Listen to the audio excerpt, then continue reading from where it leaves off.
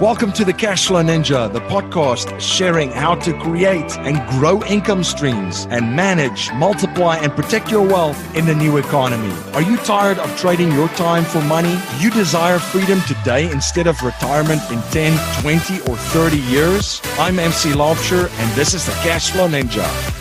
Hello, Cashflow Ninjas. MC Laubscher here, and welcome to another episode of the Cashflow Ninja. I have a great show for you today. In today's show, we're going to look at how to change your beliefs and mindset to build legacy wealth. My guest in this episode is my good friend, Dave Wolcott. Dave is the founder and CEO of Pantheon Investments, LLC, a private equity firm focused on helping investors achieve financial freedom through investing in tangible real estate assets that provide cash flow, tax efficiency, and diversification from the stock market.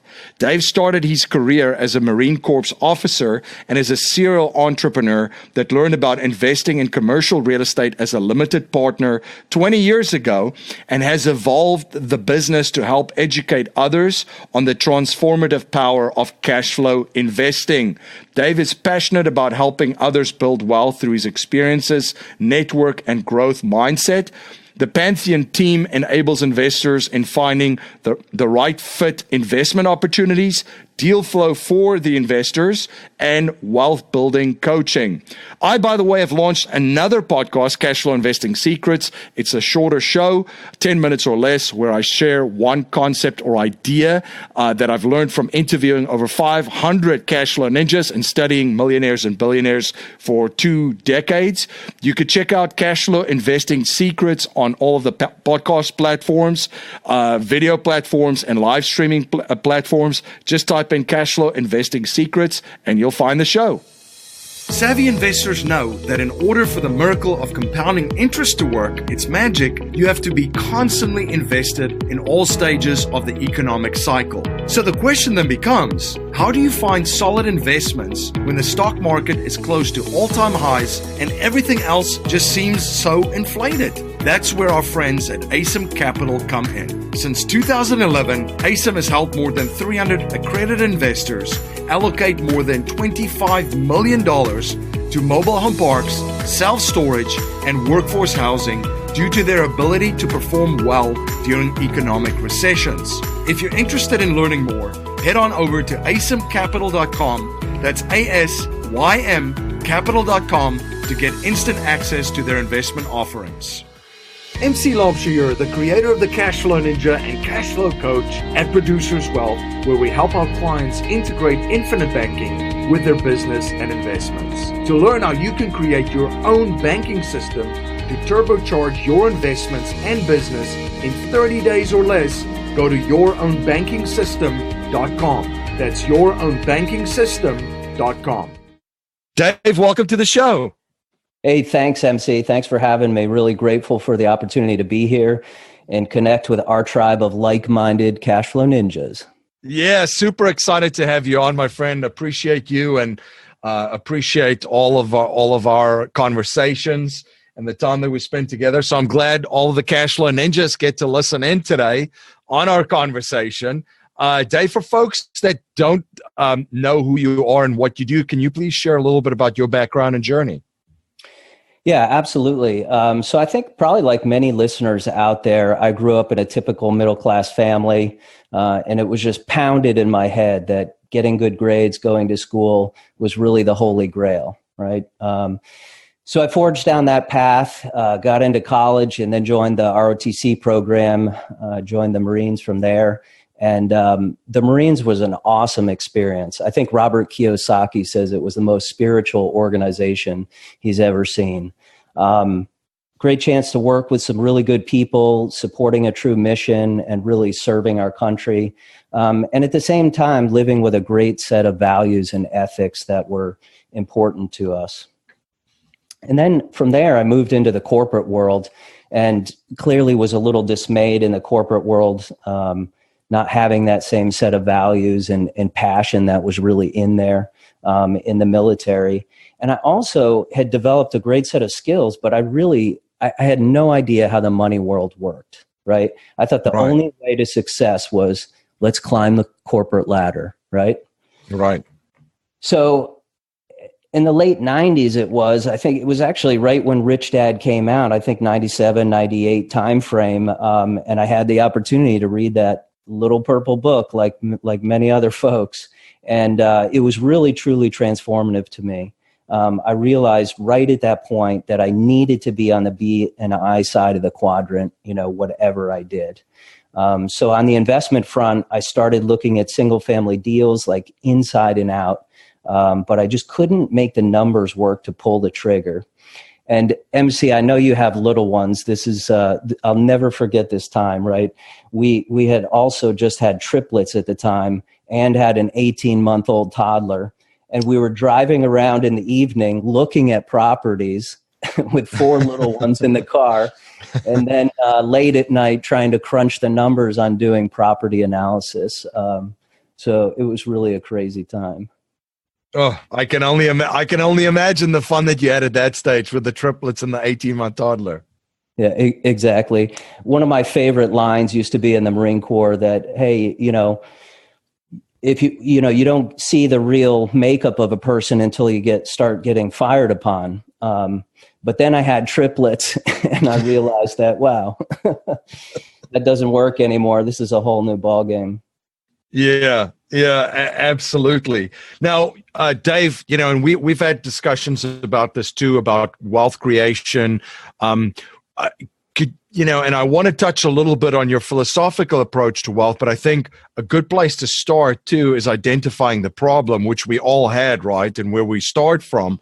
So maybe if you can share some of the things that you've seen over the years as well, why people struggle financially, why do they struggle to get out of the rat race? And as you mentioned, go over from the left-hand side of the cash flow quadrant that Robert Kiyosaki writes about, where the employee and self-employee exists, over to the business owner and the investor, the B and the I. Yeah, no, absolutely. I think there's a few things that just really hold, people back from achieving their financial freedom. And the first one being really people's belief systems about money. I mean, they're just frankly incorrect and outdated. There's these concepts like saving for retirement, becoming debt-free, deferring taxes, paying off your house, and they're really just wrong. And clearly the wealthy have figured this out, but for some reason the middle class just seem to keep perpetuating it. Most Americans really have their net worth tied up in government-sponsored plans like 401ks, and also in the equity in their primary residence. Here's a good one for you, MC, right? What's the rate of return on equity in your house? Yeah, exactly.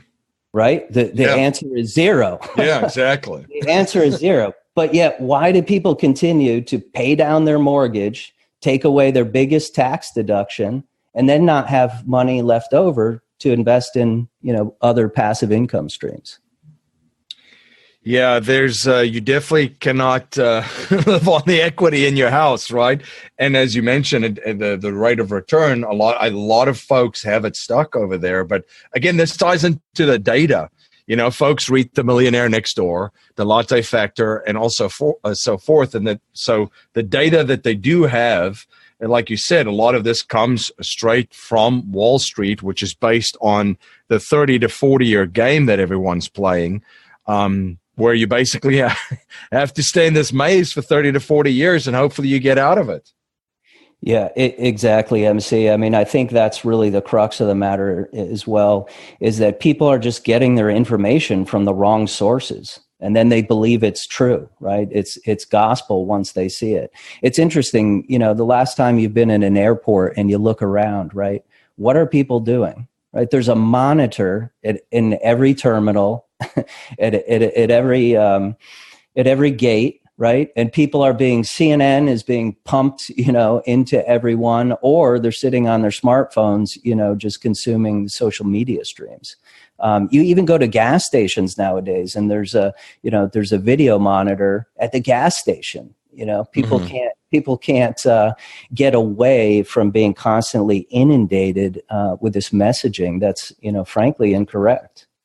Yeah, that is absolutely so true. Yeah, so the wrong data, the wrong knowledge, the wrong role models they're out there too. One of the things that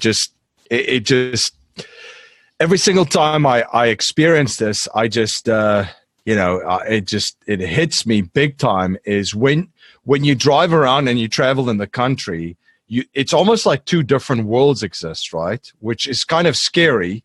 And the worlds are becoming further and further apart.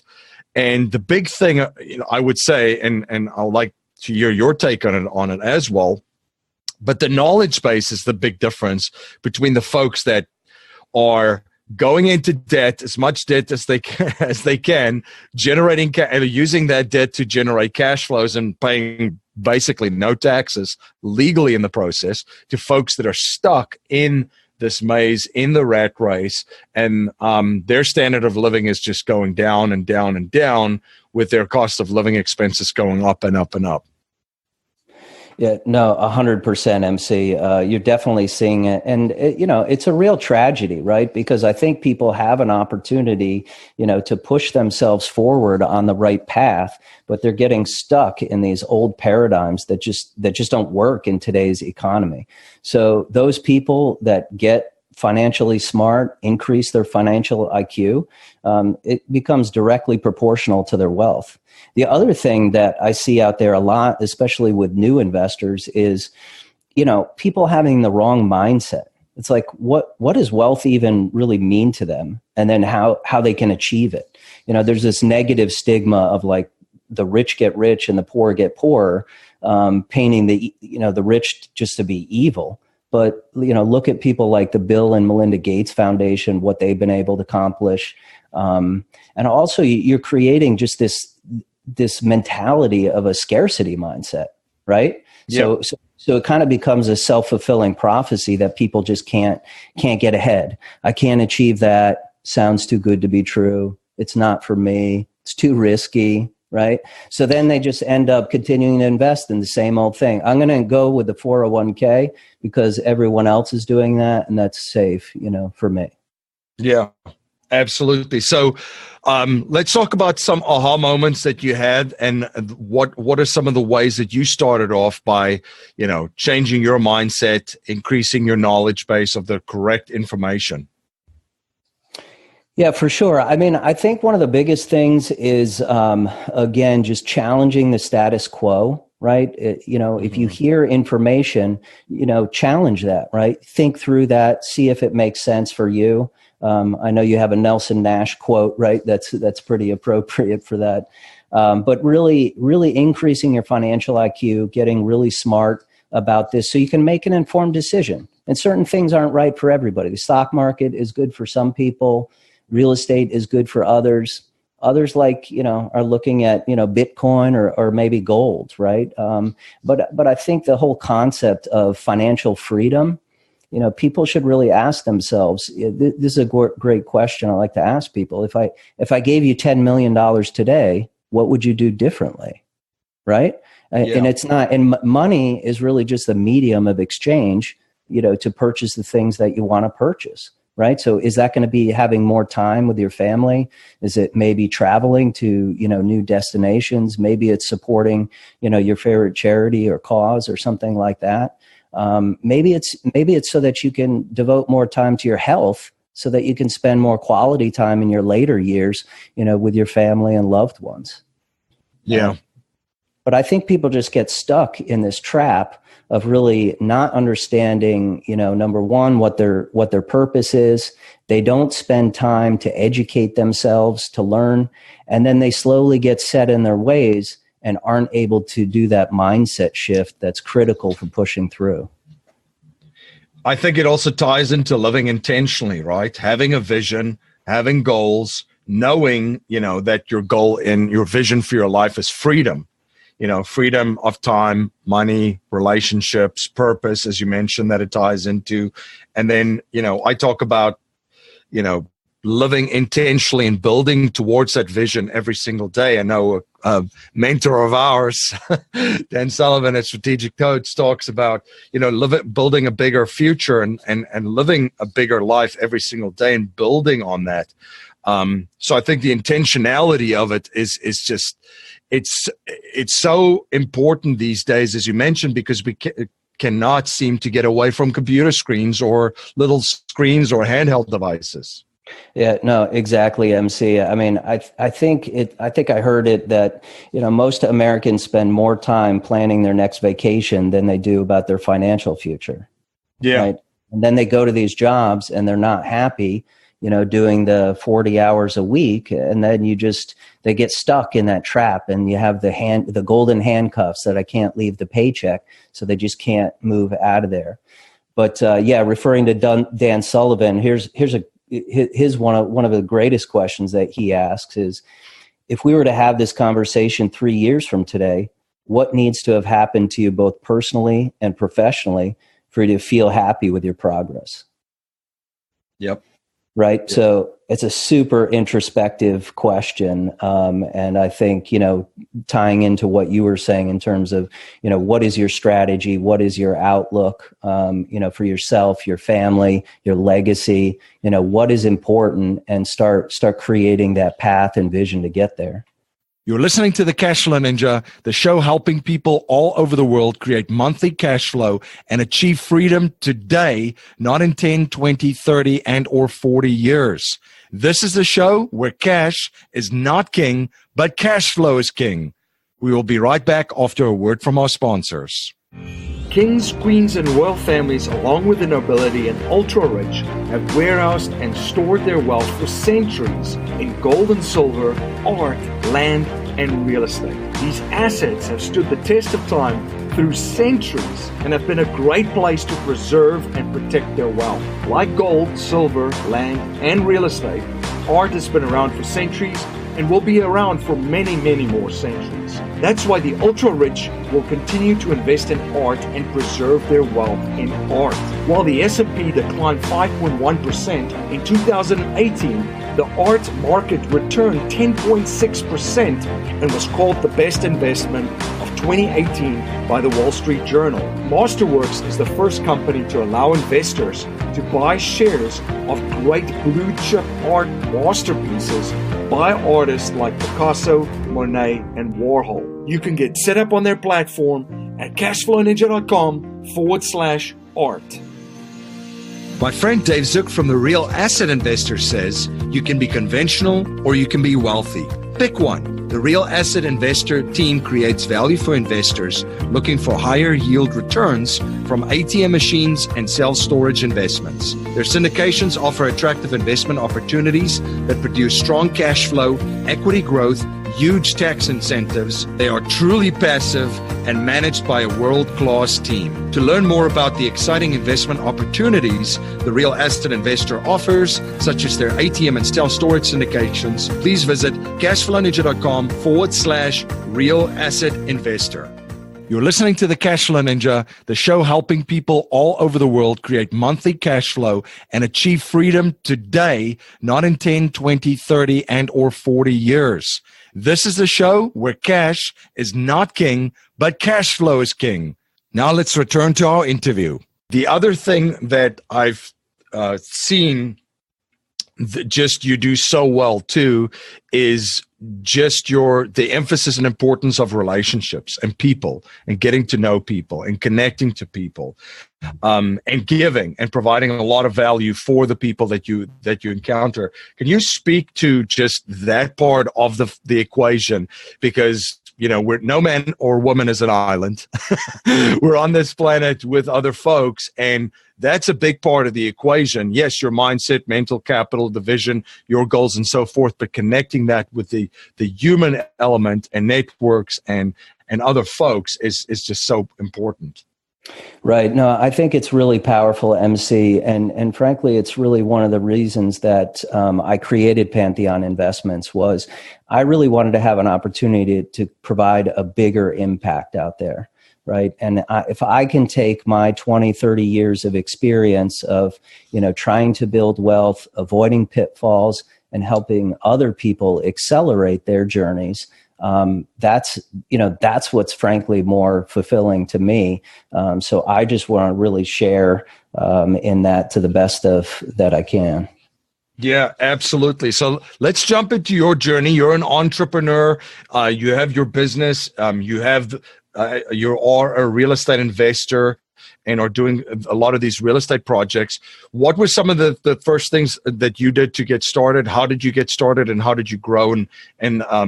How did you grow both the business and the investment side?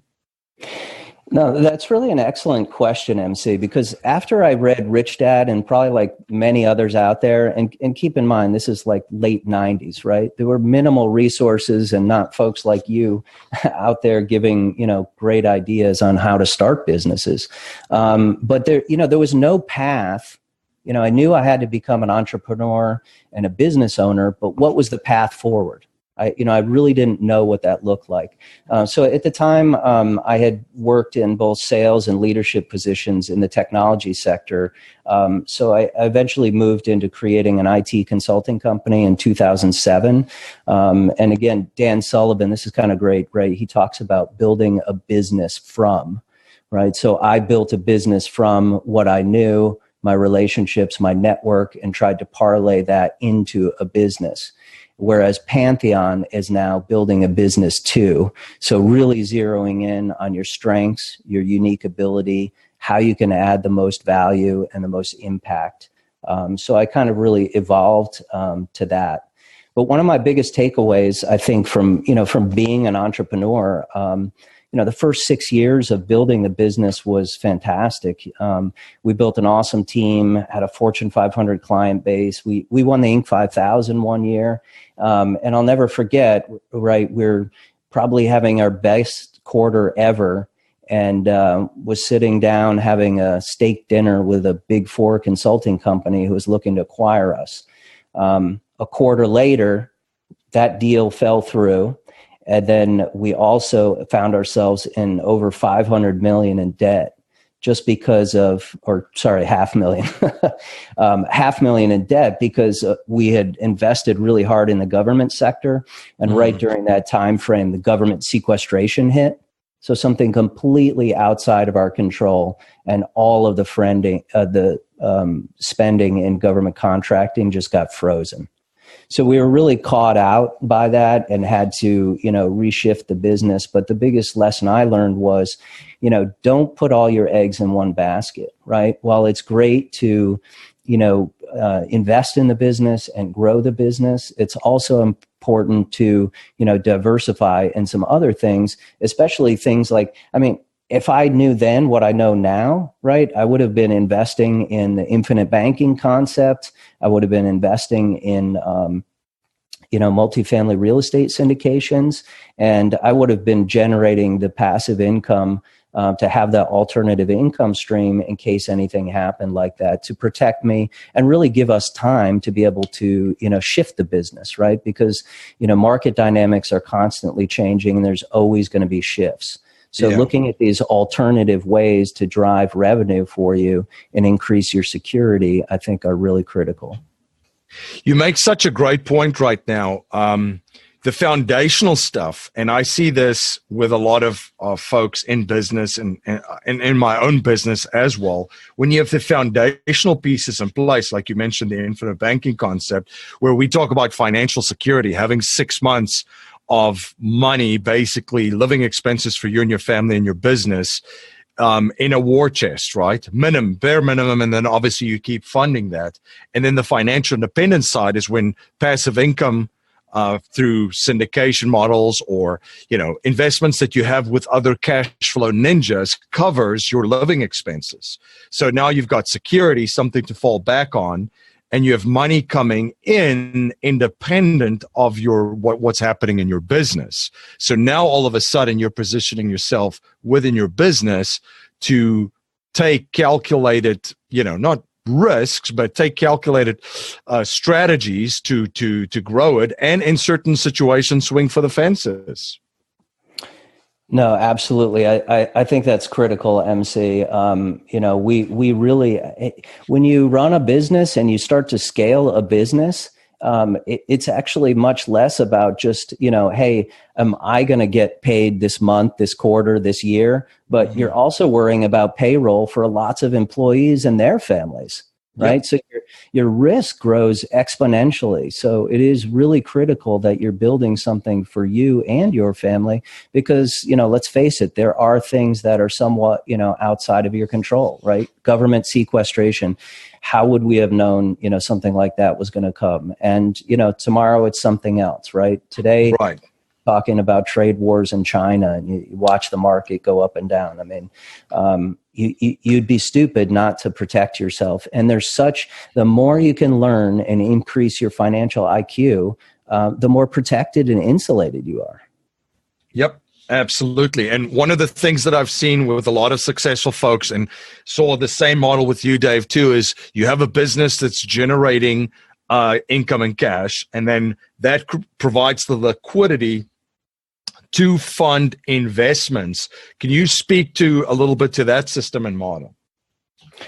Yeah, I think you're spot on, right? And I can picture the infographic right there, MC, right? where you are generating that cash. And I think another, really key component to this whole wealth building strategy and everything here is tax strategy. Let's just talk about taxes for a second, right? Your taxes are your number one expense, now and in the future. If you listen to Tom Wheelwright, Tom is an absolute genius when it comes to taxes. And he makes, I think he had a similar contribution that Kiyosaki did, in that he's really changing the way you think about taxes, right? Yep. And by changing that context of how you think about taxes, it's really, taxes are actually an incentive for, business owners and investors to invest. They want you to invest in real estate, right? Because you're helping people, find places to live. They want you to invest in businesses because you're driving, employment growth, right? So that's why the incentives are there. So having a really good tax strategy, I think, is critical. We went through 4 different accounting firms, spent lots of money, and got really tired of writing lots of big 6-figure checks. So we finally figured that one out. So as you can think about tax strategy and learn more about that, again, I think that should be a cornerstone to moving forward as well. Absolutely. That is one of the biggest things that I've learned on my journey as well. The overall tax strategy should be right at the top of our list. It is one of the biggest aha moments I had was I was sitting with this gentleman that is an advisor in the family office space. And a lot of folks, this is this mysterious little kind of niche, right? Everyone's like, ooh, what's going on in the family offices? And, what do they do? What do the Rockefellers do? And all those guys. It's very, very, how can I say, it's very sensational thinking about it, right? But the reality is that it's so simplistic of some of the things that they do. And I was speaking to this person that is an advisor in there, and we were just, I was just asking, questions like, like on the front end, what does this look at? What's the focus? What are some of the main drivers, from a strategy? And taxes. I think there was like 4 tax professionals, working just on the one family's books. And, at that stage, I was looking at this going like, oh, my goodness. And he's like looking at me saying, MC, just think about it like this for a second. Let's just say, first of all, I said the majority of people out there and the majority of folks in the marketplace, let's just say they save 10% of their income. That's the only part that they focus on to try and move the needle on. They're trying to earn a return or generate a return on that 10% of money that they save, where these guys, the pros, look at the entire 100% of their personal and business economy, and they look at how they could be more efficient from a tax perspective, because if they save 20% on their taxes, there's no return in the marketplace that's going to generate that 20% that they just saved on their overall tax bill for the next 5 years, 10 years, 15 years, 20 years, plus that 20% that they saved on a net worth or like a pool of liquidity with a lot of zeros on it. could be then reinvested into cash flow assets and cash flow businesses. Yeah, it's such a great point, MC. And I'll put this out there as a bottom line, right, from our accountants. I believe with proper tax planning, if you're running a business, you should be paying 20% or less in taxes. And if you're strictly into real estate, you should be paying zero in taxes. Right? So, just get your arms around that, but that is the bottom line. So do the math, whatever job you're in, think about that math, what that means, and then think about what you could get it to. I mean, that could be the biggest, rate of return you could possibly get is putting in a tax strategy. And if you're a W-2, don't just think, okay, well, this isn't for me. I don't have any opportunities, right? There's some tremendous opportunities in creating some, a side hustle or something, right? Or maybe your spouse could kind of work on something and you could create the business. You could have your kids working in the business. There's a multitude of strategies, but I would really say shift your mindset on that tax strategy, and you can achieve a lot. Yep. Absolutely. Yeah. It's funny. I had a conversation this morning too with a tax professional, and it's like, to your point, W-2s with like one or two moves, it's a different world. And all of a sudden you're playing a different game. You're building towards a different future because you have a ton of resources and money now freed up, which just flew in and, or came into your personal and personal economy and it's gone. Now, all of a sudden, you have availability to it. Let's, if you don't mind sharing a little bit with our listeners, some of the real estate that you're looking at. What are you seeing going on in the real estate space? What are some of the things that you're a little weary about? What are some of the things that you're a little excited about? Yeah, good question. I've really invested, I started my journey investing as a limited partner in deals and have been doing that for over 20 years. But now as part of the GP, really looking at, trying to get into assets that are very low risk. Such as multifamily. I think multifamily just provides, it's an amazing return profile, right? It's a completely asymmetric risk where you have low risk, you're investing in a tangible, building. And even if the economy goes low, right, there's actually more of a demand for people to rent versus buy.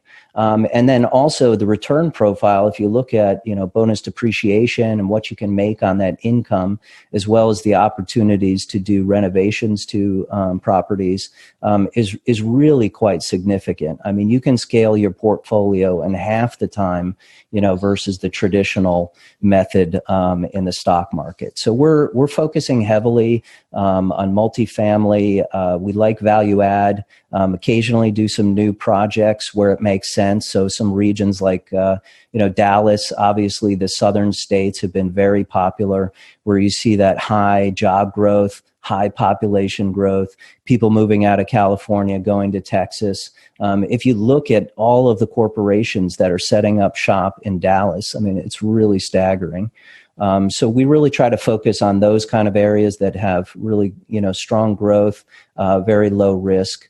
And occasionally there's some other good, if this recession does come through here soon, there's some other interesting asset classes, but within the same real estate, right, such as self-storage parks and manufactured home parks that are very good recession-resistant investments.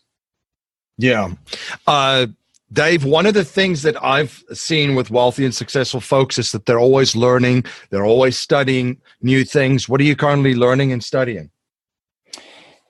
Yeah, so good question, MC, and I know you'll be able to relate to this one. I think personal development is just really key, right? I signed up, I'm kind of 2 years now into working with a strategic coach program, which is an entrepreneurial-based coaching program, focused for entrepreneurs at various stages of their journeys. But I would definitely recommend, any type of coaching or mastermind sessions where you can collaborate on these ideas and you can grow these ideas. There's very simple concepts, I think, that kind of come through this, but we like to talk about things like thinking about your thinking, right? So you're constantly, putting yourself in situations where you can expand your mind, you can problem solve, you can do things differently, you can have a bigger impact, right? And then you're having that impact to, those people around you, and you're just breaking down barriers right and left. So I'm a huge proponent of any type of, personal and professional development, and people should definitely get started.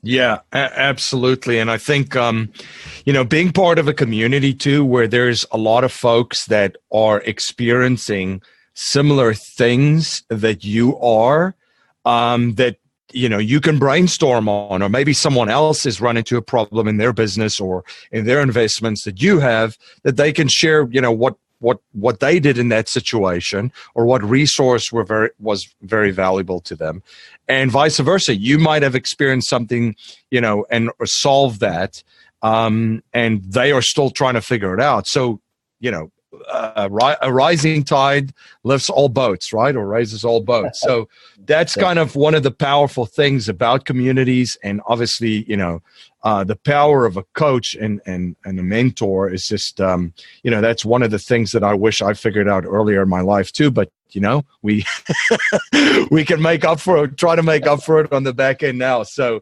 but it definitely plays a huge, huge role. Someone to keep you accountable, and someone that keeps you on track, someone that challenges you. And as Dave mentioned, someone that can provide a framework for problem solving, for creativity, for new ideas, and more. Right. And MC, let me just add to that. For those listeners out there, I mean, it's never too early to start doing this.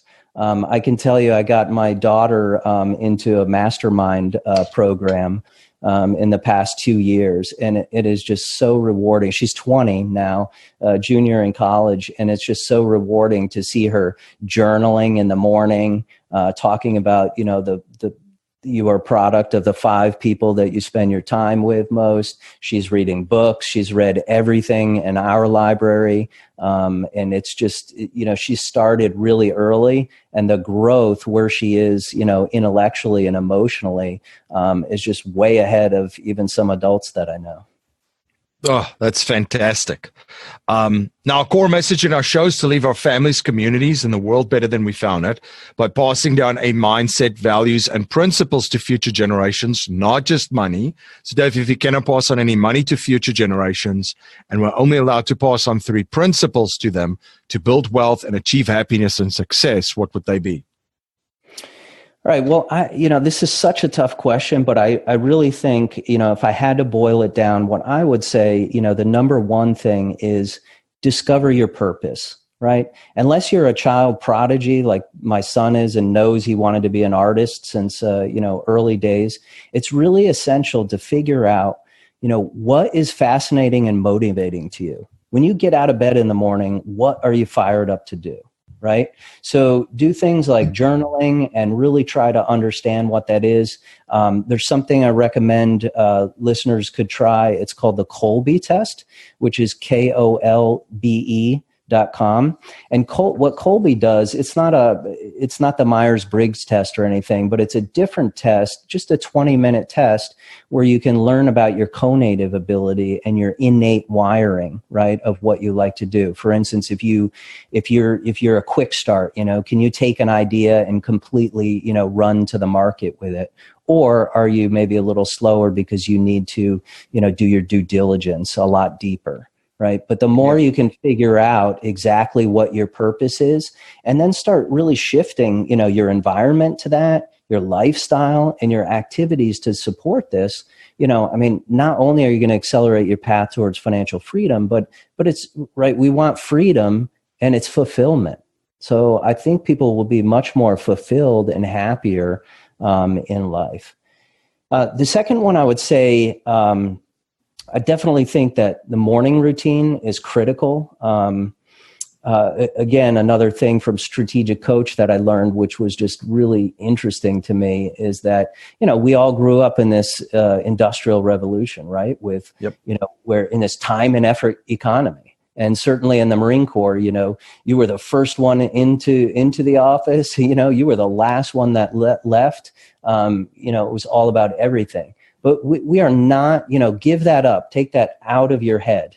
We are in a skills-based economy. We're focused on critical thinking and problem solving, right? So that to the extent that you can have a solid morning routine that can help you kind of work through these issues, and mostly having meditation practice will help you really, clear the noise. It's kind of like a great analogy for people who haven't meditated is, you take a snow globe and shake it up. Right. And that snow globe is kind of like all these things coming at you, email, text alerts, right? People, TV, all this stuff. But then once that snow settles down, right, there's clarity, right? There's focus. So you can start focusing on your purpose. You can start focusing on that vision that you created for yourself and for your family. And you can start really living, the life that you want to live. So I think meditation is like an absolute critical skill. I know Ray Dalio talks about that in his book as well. He used to actually stop meetings if they weren't even making progress, to have his team meditate and try to get through that. And then MC, the last thing I would say is health. I think this is really part and parcel to the philosophy of investing in yourself. But proactively, focus on improving your health. You can have all the wealth in the world, but if you don't have your health, it really can be meaningless. And I speak, sincerely on this topic as well. I had recently I'm hitting the big 5-0 this year. So last year I went out and did a proactive heart scan and actually found that I had some blocked arteries, which was, pretty surprising because I try to live a pretty good lifestyle, exercise every day and focus on nutrition. But, who knows, right? It's something genetic or something. Yeah. But my being proactive, right, is going to give me the opportunity to mitigate this early on. So I think health, people should look at health as like something on the balance sheet, right? It's critical to improve your health IQ, and then build habits to support that. It's so true and so powerful. I appreciate you sharing that, my friend. Where can listeners learn more about what you do? Where can they follow you? And where can they reach out and touch base with you? And no, thanks for that, MC. Really, the best place is to head to our website. It's just pantheoninvest.com. Here we've got bunch of content, mostly educational content. We've got a free download for listeners on why multifamily. We've got lots of different blogs, and you can also sign up to our investor list, or if you want to reach out and connect, you can schedule a discovery call here, learn more about your financial objectives and see if we're the right fit for you. Fantastic. Well, I really appreciate you coming on, Dave, and as always, enjoy our conversations and enjoy connecting. Thank you so much for coming on the show and sharing your journey and your knowledge and providing so much value for my listeners. Excellent. Thanks, MC. It was a real honor. Life settlement investments have allowed financial and banking institutions to not only buy their equity contractually, but also diversify their capital from any economic, market, and geopolitical risk. It's been part of the billion-dollar blueprint followed by institutional investors. And if you're an accredited investor, you can also now participate in this vehicle with enormous growth potential. You can watch an informational webinar presented by one of the premier organizations providing life settlement investments, Penumbra Solutions, at cashflowninja.com/life settlements. Thank you again for joining me on the Cashflow Ninja. If you like what you hear and appreciate what we're trying to build here, please subscribe, rate, and write a review for our show on iTunes and share our show with family, friends, and your network. If you're not a subscriber to our newsletter, you can sign up for our newsletter at cashflowninja.com. I want to thank you for spending your most precious resource with me today, your time. Until next time, my friend, live a life of passion and purpose on your terms.